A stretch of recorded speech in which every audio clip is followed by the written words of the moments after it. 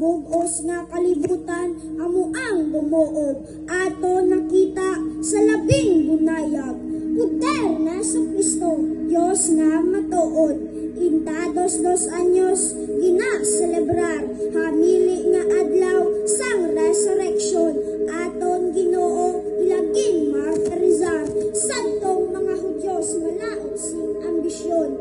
umogyon sa ila, mahigko nga isip, kay siya ang kautibado sa gahom kag pila, banyaga nga tawo, wala sing pasunaid, yan ang traidor, ingrato sing buhat, Rosa nga hamili, bilidon nga Maria, Iloy nga nagantos sa mga kasakit, bangod kay Judas nga alagosya, iya maestro, iya pinatangis, Rosa nga masulobon, wala sing katulad, kag amo ang alaypan sa tanan nga makasakitan, mainukupon sa mga wala sing palad, kailo desperado nga inanak ni Adan, inimigo nga matuod, wala sing katulad, kay pinanganak ka mansyado nga dugo, sa bilog nga kalibutan, siya ang pumayag, sa mga kalautan nga iya ginhimo, kay iya ginalaypan, sing walay duwa-duwa,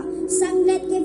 Vencedo sa mga binadades, ang mga depresyos, dili ginipara, nga mangin porvener sa mga maempames, kay sa walay patogsiling, iya ginhimo, dili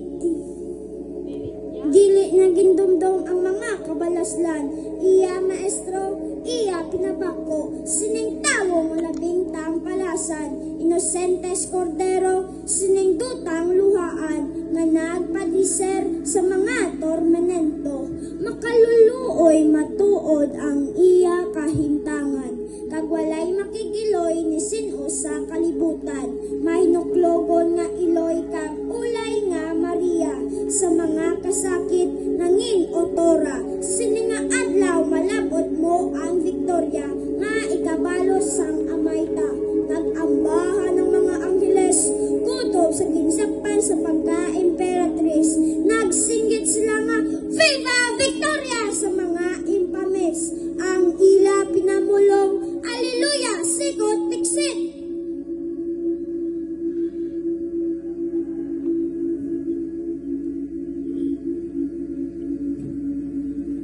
Viva! Viva! Iloy sang Diyos kag iloy mandaton tanan. Viva! Viva!